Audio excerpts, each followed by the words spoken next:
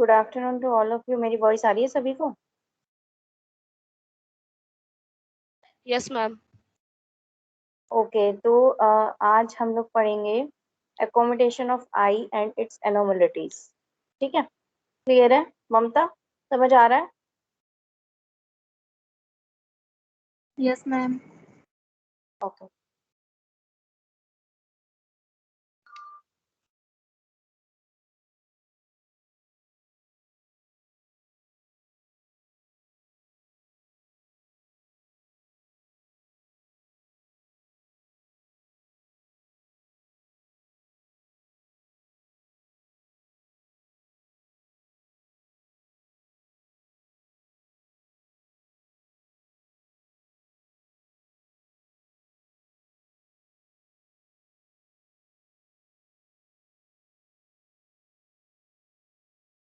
Okay, so what is this accommodation? Accommodation is a mechanism by which the eye changes its refractive power by altering the shape of the lens in order to focus the object at variable distances. ठीक है, accommodation basically होता क्या है? ये एक mechanism है जिसके through हमारी आईज जो होती है अपने रिफ्रैक्टिव पावर को चेंज करती है। कैसे चेंज करेगी आई अपने रिफ्रैक्टिव पावर को? जो शेप है लेंस की उसको चेंज करके। और ये ऐसा क्यों कर रही है? In order to see the variable distances object, मतलब अगर कोई चीज हमारे पास रखी है, थोड़ी दूर है, फिर उससे दूर है, फिर उससे दूर है, तो उसे देख रहे हैं हम, तो जो पास वाली चीज है फिर उससे दूर है, उससे दूर है, क्योंकि उनकी डिस्टेंस बढ़ रही है, तो क्या होगा? आई जो है अपने आप को एकोमोडेट करेगी। ठीक है, अपना रिफ्रैक्टिव पावर क्या करेगी? चेंज करेगी। और कैसे चेंज करेगी? अपने अंदर का जो लेंस है उसकी शेप चेंज करके, ताकि वो अलग अलग डिस्टेंस के ऑब्जेक्ट को देख सके। क्योंकि डिस्टेंस बढ़ जाएगी तो ऑब्वियस सी बात है कुछ ना कुछ चेंजेस तो होंगे ही ना। क्लियर है? You can see over here at rest जो है लेंस की शेप ये थी डॉट,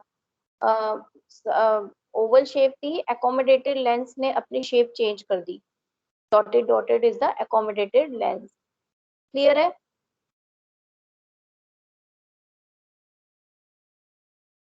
क्लियर है? यस और नो? मेरी वॉइस नहीं आ रही है आप लोगों यस को? मैम। ममता, समझ में आ रहा है?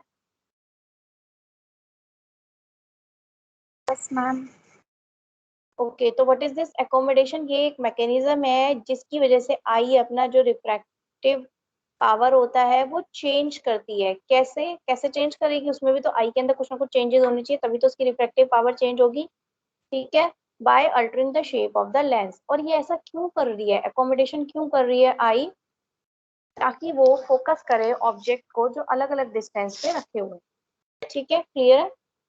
तो इसे आप नोट डाउन करिए।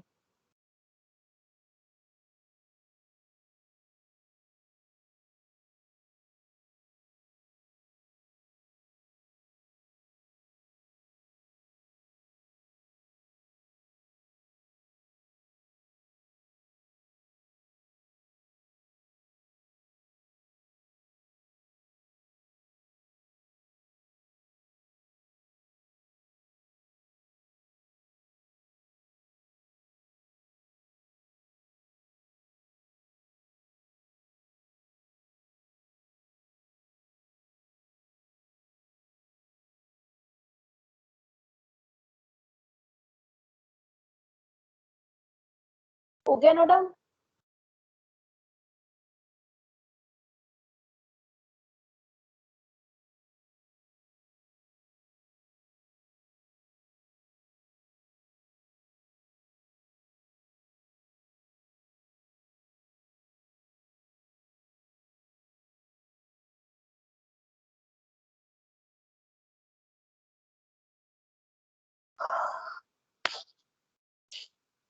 हो गया बेटा नोट डाउन?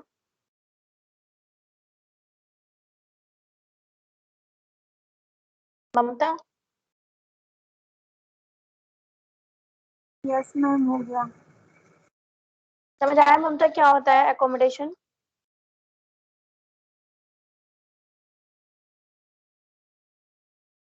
देखो, फार पॉइंट, फार मतलब अगर आई हमारी कोई दूर का कोई ऑब्जेक्ट देख रही है तो क्या होगा? Position of an object when its image clearly fall on retina with no accommodation। ठीक है, उस ऑब्जेक्ट की अगर कोई दूर का ऑब्जेक्ट देख रही है तो पोजीशन ऑफ एन ऑब्जेक्ट उस ऑब्जेक्ट की पोजीशन होगी जब उसकी इमेज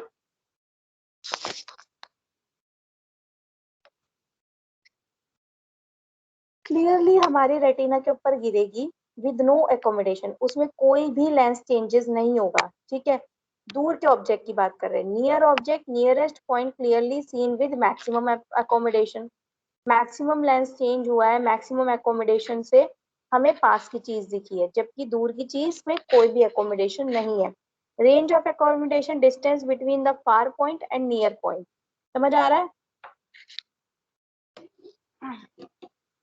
ठीक है, आईज ने Yes, एक तो ma'am. पास देखी दूर की देखी है, और एकोमोडेशन में क्या होता है, वो अपना लेंस का शेप चेंज करता है। जो दूर की चीज है उसमें कोई भी एकोमोडेशन नहीं हुआ, जबकि पास की चीज के अंदर मैक्सिमम एकोमोडेशन है, मैक्सिमम उसने अपने लेंस की शेप चेंज करी है। तो एकोमोडेशन की रेंज क्या हुई, दूर और पास के बीच में जैसे जैसे डिस्टेंस चेंज होगी वैसे वैसे उसकी शेप चेंज होगी। ठीक है, क्लियर है?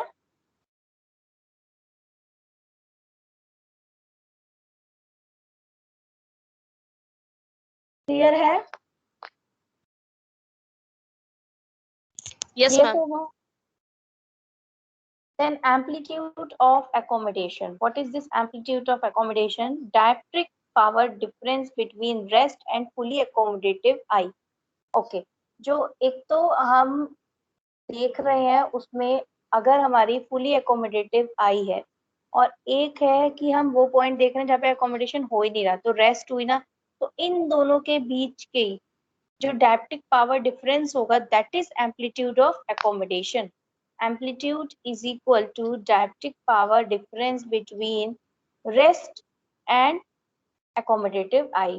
A is equal to P minus R. P is the rest accommodative and R is the accommodative.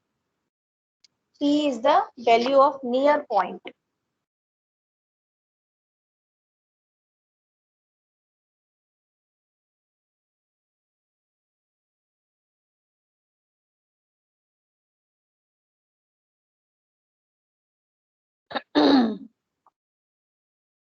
पहले इसको नोट डाउन करिए, far point, near point and range of accommodation.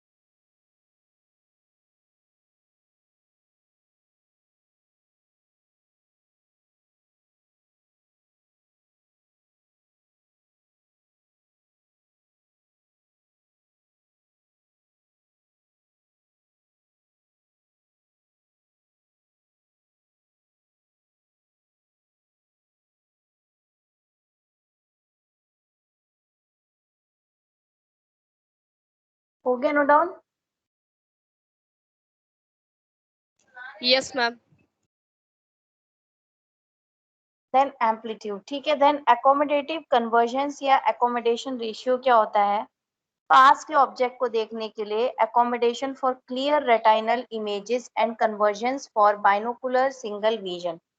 ठीक है, पास के ऑब्जेक्ट को देखने के लिए क्या होता है, एकोमोडेशन होता है किसका?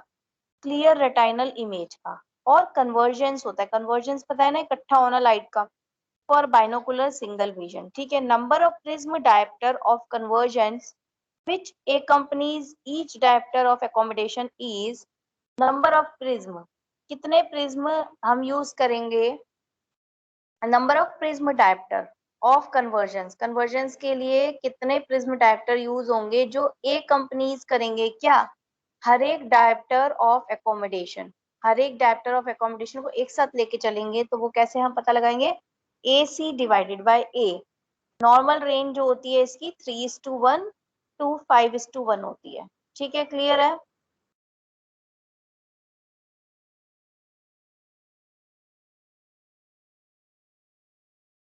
क्लियर है सभी को। Yes, ma'am. सबसे पहले तो आप एम्पलीट्यूड को accommodative I,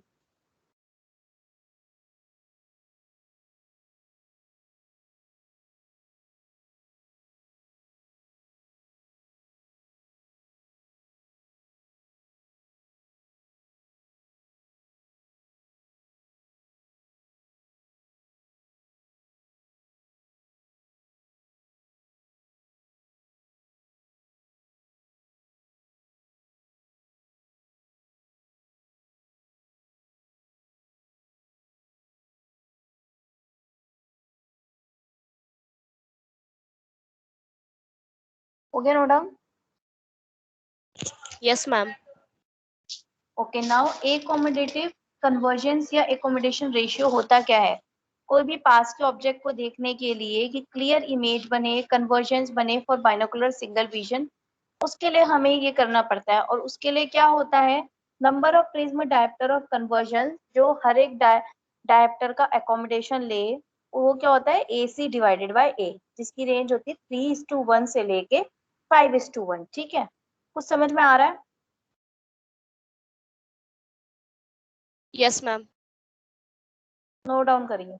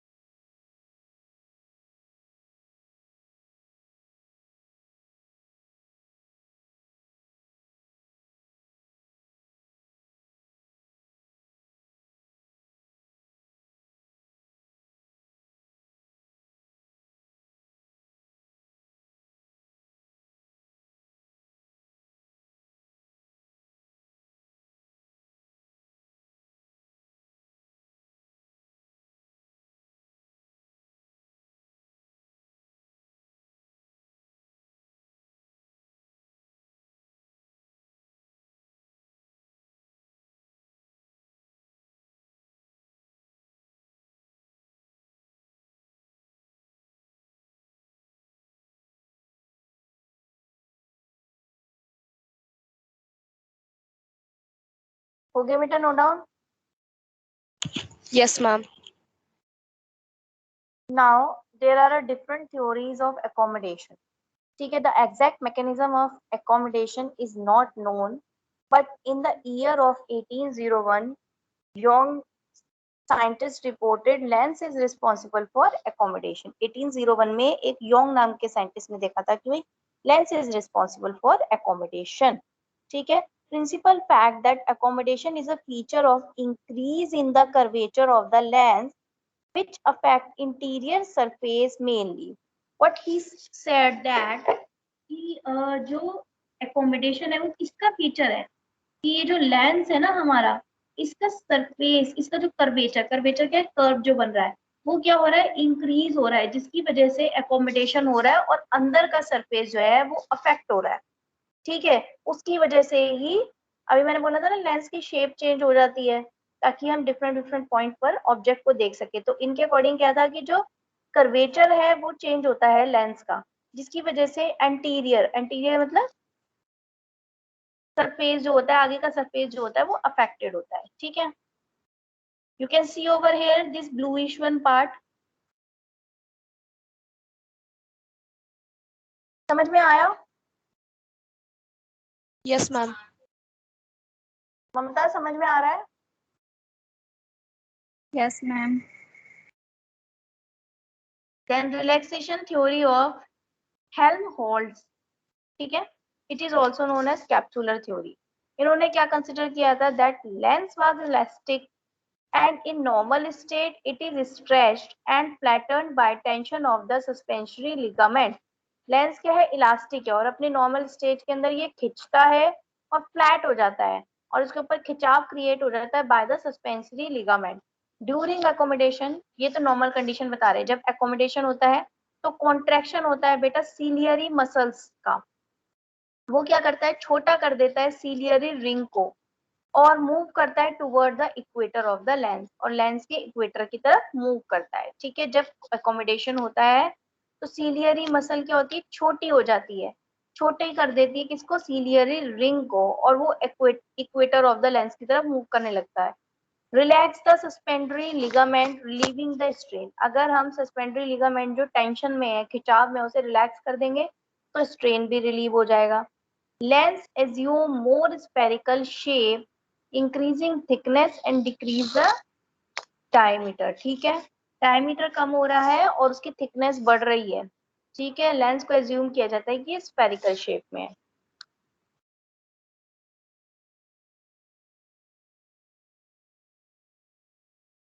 this is the ciliary muscles. ये स्ट्रेच्ड है, अगर इसे रिलैक्स कर देंगे तो क्या होगी? इसकी थिकनेस बढ़ रही है ना, डायमीटर कम हो रहा है और थिकनेस बढ़ रही है.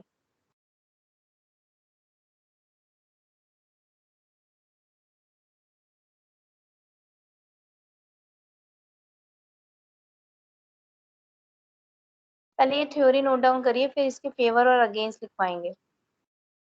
इसे नोट डाउन करिए, योंग ने जो दिया था. देन हेल्महोल्ट्ज के बारे में लिखेंगे.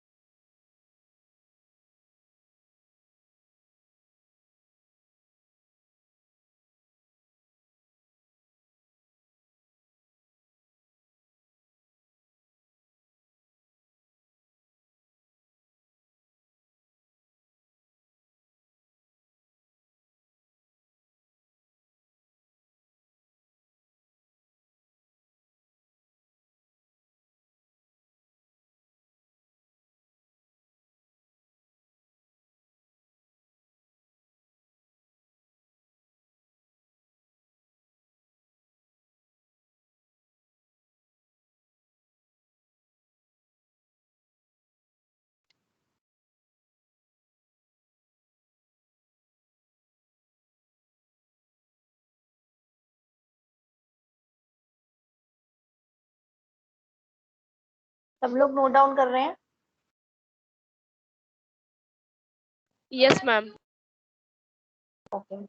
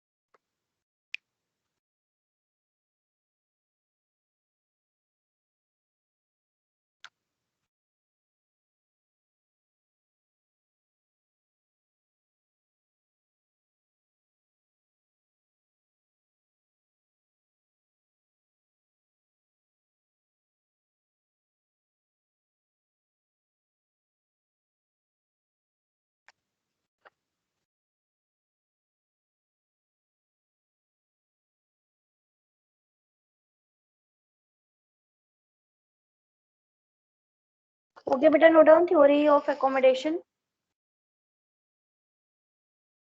Yes, ma'am. Next note down करिए, हेल्महोल्ट्ज ने क्या बोला था.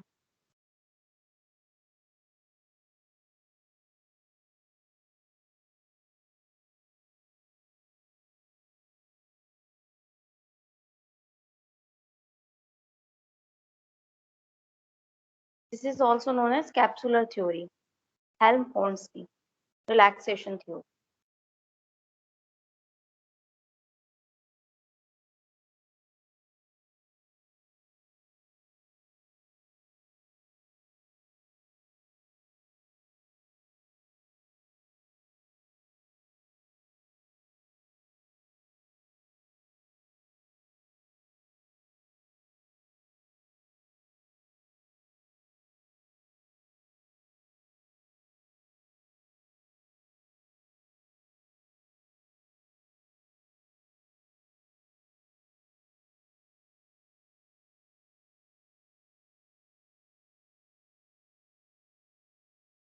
Okay, no doubt.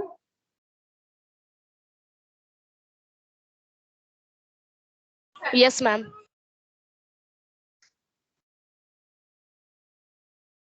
Now points in favor of the relaxation theory.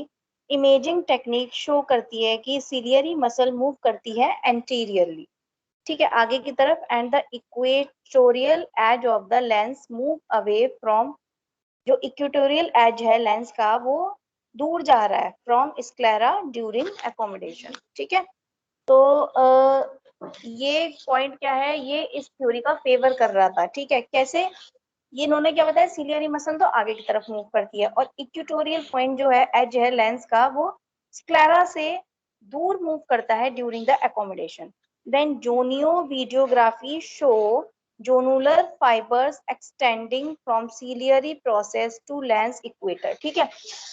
जो जोनुलर फाइबर है, ये एक वीडियोग्राफी है, जोनियो वीडियोग्राफी से इन्होंने चेक किया, इन्होंने देखा कि जो जोनुलर फाइबर है वो सीलियरी प्रोसेस से इक्वेटर की तरफ मूव कर रहा है, आर रिलैक्स ड्यूरिंग एकोमोडेशन। और इसमें हमने यही तो पढ़ा था एकोमोडेशन थ्योरी के अंदर कि ये मसल जो है स्ट्रेच कर देती है और कहाँ की तरफ मूव करने लग जाता है, लेंस जो होता है इक्वेटर की तरफ, बताया था ना, सीलियरी रिंग। और यहाँ पर भी इस वाली वीडियोग्राफी के थ्रू क्या है, वो इक्वेटर की तरफ मूव कर रहा है, इसमें ऊपर क्या है, एंटीरियरली मूव कर रहा है, इक्वेटर एज जो है स्क्लेरा से दूर जा रहा है। तो मतलब ये दोनों चीजें क्या है, इसका फेवर कर रही है कि हाँ इसने ये थ्योरी सही बताई है इन साइंटिस्ट ने, ठीक है। देन अगेंस्ट कैसे हो रहा है, theories against, point against the theory, it is not clear how lens alter it shape. ये क्लियर नहीं हो रहा था कि भाई लेंस कैसे अपनी शेप को चेंज कर रहा है जब टेंशन जो है इन अ सस्पेंसरी लिगामेंट इज रिलैक्स्ड, क्योंकि वो इस वाली थ्योरी में किसकी बात कर रहे हैं, tension in suspensory ligament is relaxed. What is responsible for declining in power of accommodation with age? Age के साथ साथ पावर ऑफ एकोमोडेशन जो है वो कम हो रही थी, उसके लिए क्या रिस्पॉन्सिबल है, इसके लिए कोई फैक्ट नहीं मिला। और दूसरा कि कैसे शेप चेंज हो रही है जब ये रिलैक्स हो रहा है, उसके लिए कोई फैक्ट नहीं मिला। तो ये अगेंस्ट हो गया ना, कि मतलब कोई प्रूफ नहीं मिल रहा, तो थ्योरी के अगेंस्ट हो गया, ठीक है। और ये जो दो पॉइंट्स थे ये फेवर कर रहे थे थ्योरी के कि हाँ ऐसा हो रहा है। क्लियर है, क्लियर है, Yes, ma'am. ममता क्लियर है, Yes, ma'am. ममता नहीं समझ आ रहा तो बेटा पूछ लो, नहीं आ रहा समझ।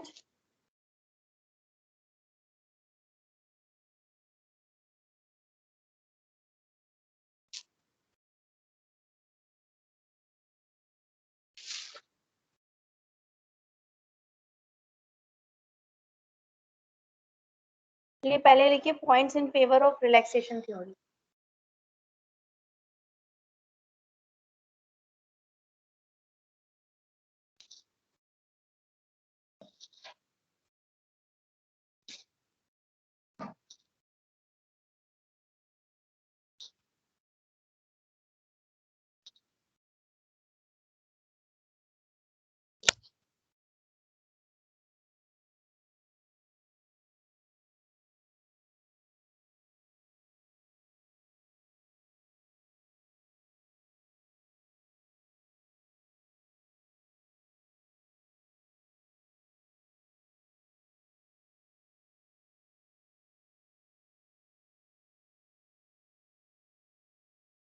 लिख ली,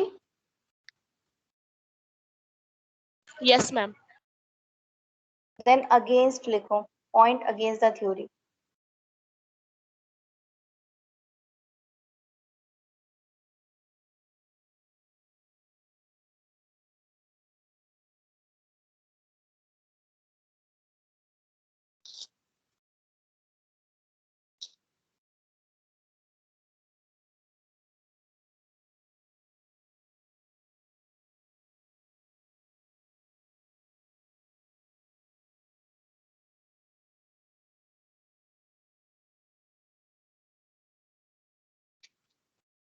हो गया बेटा नोट डाउन?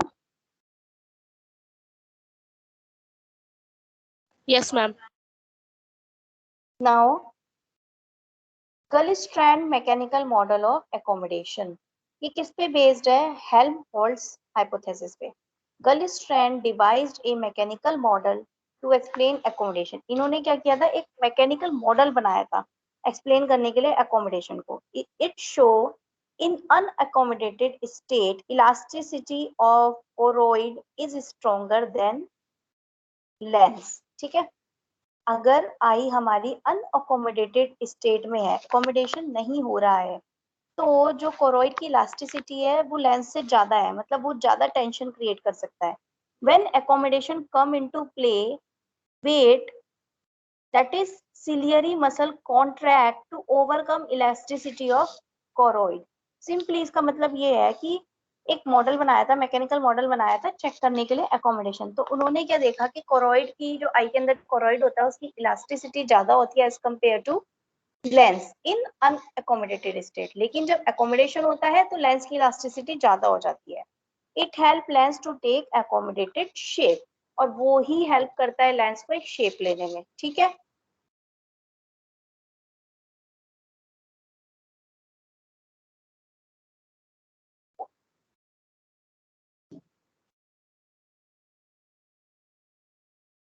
देन है स्केचर्स थ्योरी। ठीक है, पहले आप उससे नोट डाउन करिए। Gullstrand mechanical model of accommodation.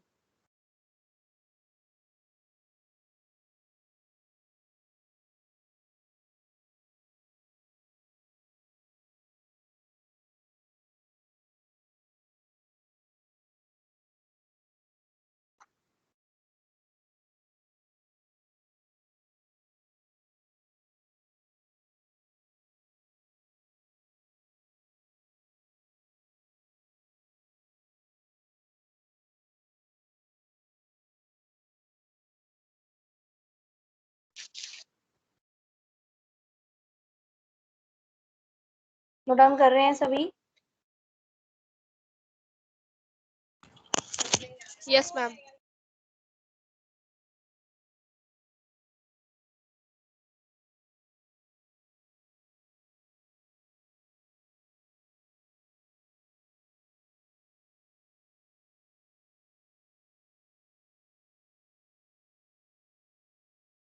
हो गया बेटा नोट डाउन?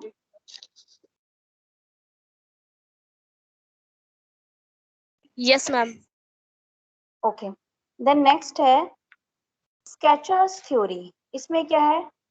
प्रिस्बियोबिया, ये एक कंडीशन है, is due to the growth of equatorial diameter. ठीक है, इक्वेटोरियल पे डायमीटर की ग्रोथ होती है, जिसकी वजह से डिक्रीज हो जाता है पेरिलेंट्रिकुलर स्पेस। ठीक है, कॉन्ट्रैक्शन जब होती है सिलियरी मसल का, वो टेंशन क्रिएट नहीं कर पाती, can not tense zonules and expand lens coronally. ठीक है, प्रेसबियोपिया, ये कंडीशन होती है आई में, ये किसकी वजह से होती है? इक्वेटोरियल डायमीटर, पहले मैं बताती ना, डायमीटर कम हो रहा है और उसकी विड्थ बढ़ रही है ना। तो इसमें क्या हो रहा है? डायमीटर की ग्रोथ हो रही है, उल्टा हो रहा है, जिसकी वजह से पहले लेंट्रिकुलर स्पेस जो है वो कम हो रहा है। ठीक है, नाउ अब क्या हो रहा है? सिलियरी मसल की कॉन्ट्रैक्शन हो रही है, तो इतनी टेंसाइल टेंशन क्रिएट नहीं हो पा रही है। ठीक है, कोरोनरी क्या कर रहा है? एक्सपैंड कर रहा है। तो sketcher introduce use of scleral expansion band. ठीक है, स्केचर ने क्या बताया कि इस कंडीशन में हमें क्या यूज करना चाहिए? Scleral expansion band. कुछ समझ में आ रहा है? उसका अपोजिट सा हो रहा है पहले वाली थ्योरी का। आ रहा है कुछ समझ में? Yes, जो ma'am. न्यूज देखो, जो न्यूज समझ में आ रहा है, जो न्यूज ये देखो, ये रहे जो न्यूज।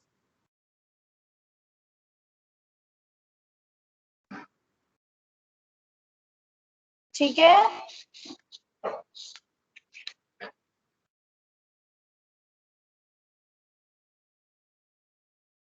नोट डाउन करिए इसे।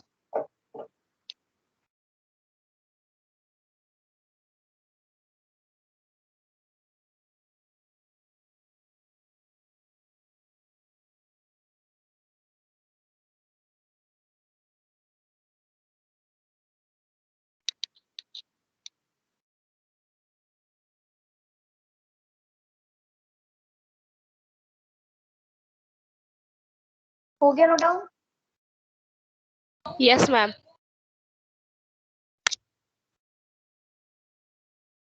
देन है डिसर्निंग थ्योरी।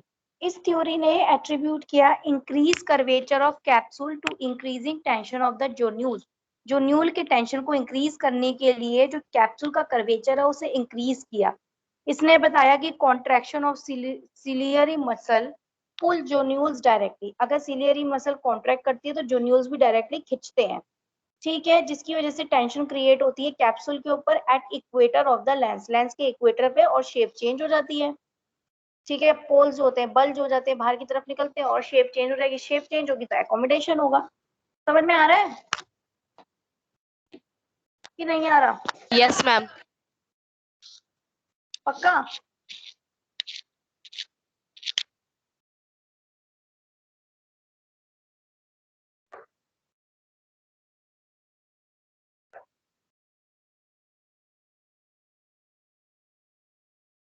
ठीक है, तो इस थ्योरी ने क्या बताया कि कर्वेचर ऑफ कैप्सूल को अगर हम खींचते हैं तो जोन्यूल्स भी खींचेंगे। इसने बताया सिलियरी मसल कॉन्ट्रैक्ट करती है तो डायरेक्टली जोन्यूल्स खींचते हैं, जिसकी वजह से टेंशन ऑफ कैप्सूल, कैप्सूल के ऊपर टेंशन हो जाती है at equator of the lens, जिसकी वजह से बल्जिंग ऑफ पोल्स होता है। ठीक है, इसे नोट डाउन करिए।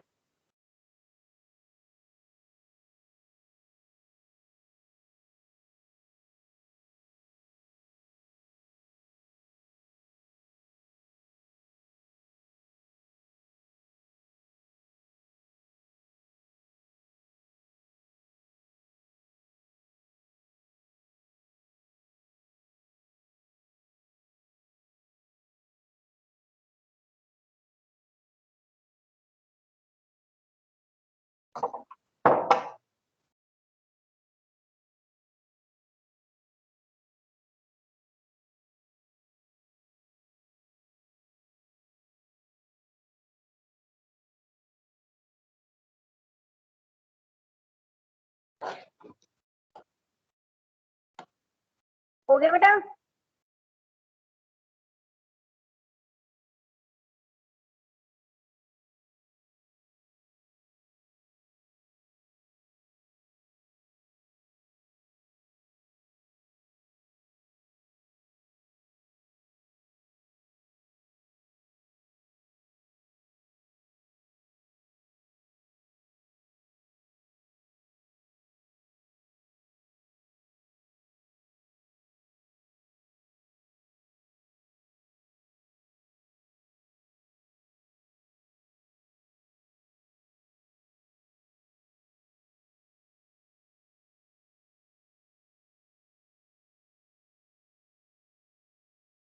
हो गया बेटा?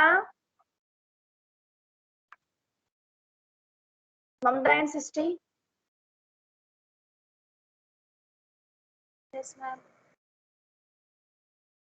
देन है क्वाटनरी थ्योरी। ठीक है, quaternary theory of accommodation was proposed by Coleman. The quaternary hydraulic suspension theory proposes that lens, jonules, and anterior vitreous comprise a diaphragm between aqueous and vitreous. Lens, eye का lens, आई के जोन्यूल्स और anterior vitreous जो होता है, ये सारे के सारे मिलके क्या बनाते हैं? एक डायफ्राम बनाते हैं। किस किस के बीच में? एक्वस और विट्रियस लेयर के बीच में। ठीक है, एज सिलियरी मसल कॉन्ट्रैक्ट, जैसे ही सिलियरी मसल कॉन्ट्रैक्ट करेगी ये एक प्रेशर ग्रेडियंट बनाएगी, जिसकी वजह से एंटीरियर मूवमेंट होगी, लेंस जोन्यूल्स की आगे की तरफ मूवमेंट होगी, डायफ्राम जोन्यूल्स डायफ्राम की, और इंक्रीज होगी एंटीरियर सेंट्रल कर्वेचर, मतलब कर्वेचर बढ़ जाएगा आगे का। समझ रहे हो? सिलियरी मसल कॉन्ट्रैक्ट करेगी, प्रेशर ग्रेडियंट बनेगा, जिसकी वजह से लेंस जोन्यूल डायफ्राम क्या करेगा? मूव करेगा, और आगे जो है सेंट्रल कर्वेचर जो है वो इंक्रीज हो जाएगा। फिर presbyopia is due to the increase in lens volume. ये किस वजह से होता है? लेंस का वॉल्यूम बढ़ने की वजह से। Result in reduce response to pressure gradient. अगर प्रेशर ग्रेडियंट पे रिस्पॉन्स रिड्यूस हो जाता है उसकी वजह से, created by ciliary body contraction. जो सिलियरी बॉडी कॉन्ट्रैक्शन की वजह से ये जो प्रेशर ग्रेडियंट बन रहा है, इसको अगर रिस्पॉन्स ना कर पाए आई, तो उसकी वजह से प्रिस्बायोपिया की कंडीशन होता है। समझ में आ रहा है बेटे? समझ में आ रहा है? Yes, ma'am. इसको नोट डाउन करिए।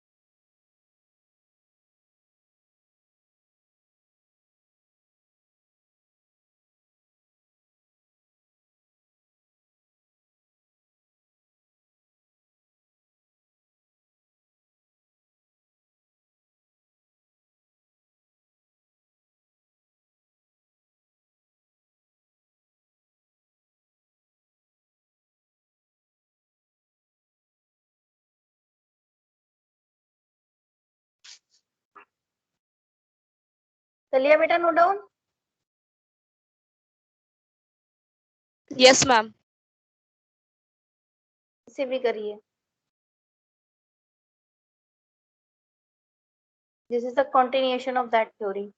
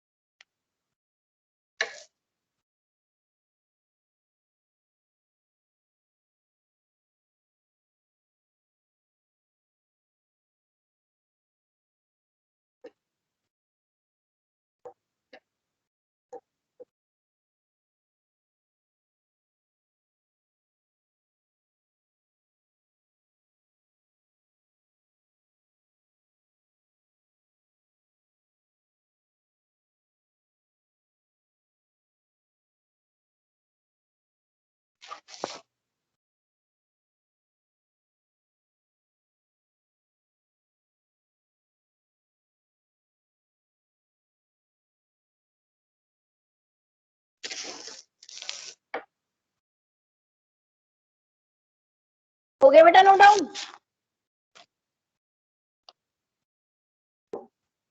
हो गया?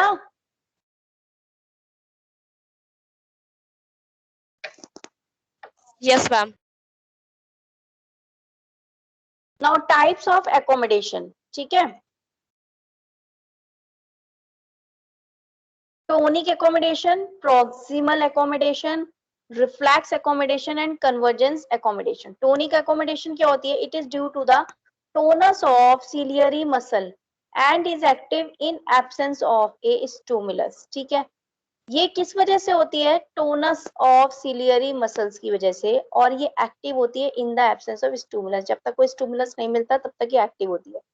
The resulting state of accommodation is not at infinity. Resulting state जो होता है उसका infinity नहीं है, but rather at an intermediate distance. जबकि वो कोई intermediate distance होती है, ठीक है। तो टोनिक एकोमोडेशन क्या होता है? टोनस ऑफ सिलियरी मसल्स की वजह से होता है, एब्सेंस ऑफ स्टिमुलस में ये एक्टिव होता है, ठीक है, जब तक स्टिमुलस नहीं मिला होता। तो रेस्टिंग स्टेट जो होती है एकोमोडेशन की is not at infinity, infinity पे नहीं होती, वो किसी इंटरमीडिएट डिस्टेंस पे होती है रेस्टिंग स्टेट, ठीक है। और ये टोनस ऑफ सीलियर मसल की वजह से होती है और एक्टिव होती है in the absence of stimulus. ठीक है,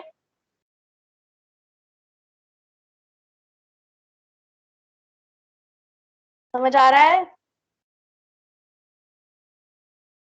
यस और Yes, नो? ma'am. ओके, तो इसे नोट करिए, टोनिक एकोमोडेशन। बाकी रेस्ट हम नेक्स्ट क्लास में कंटिन्यू करते हैं।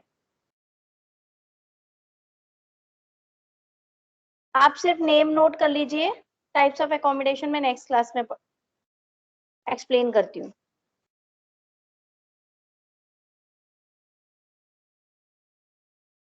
बिकॉज क्लास का टाइम ओवर हो रहा है। टाइप्स ऑफ एकोमोडेशन, ठीक है। टोनिक एकोमोडेशन, प्रॉक्सिमल एकोमोडेशन लिखिए। Tonic accommodation, proximal accommodation, then reflex accommodation,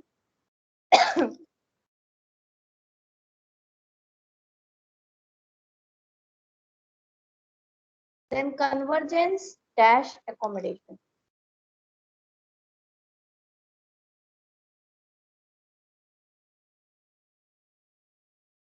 Convergence dash accommodation. Clear है सभी को? तो बेटा आज हम लोगों ने पढ़ा एकोमोडेशन क्या होता है और डिफरेंट डिफरेंट थ्योरीज जो उसके ऊपर दी गई है, और बस टाइप्स के बारे में पढ़ा कि ये है क्या, जस्ट कितने तरीके के और क्या नाम है इसका। ठीक है, समझ में आया?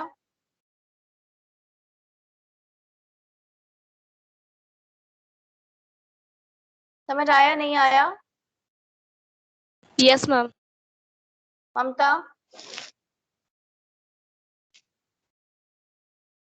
ममता समझ में आया? मुझे लग रहा है उसके यहाँ शायद नेटवर्क इशू है।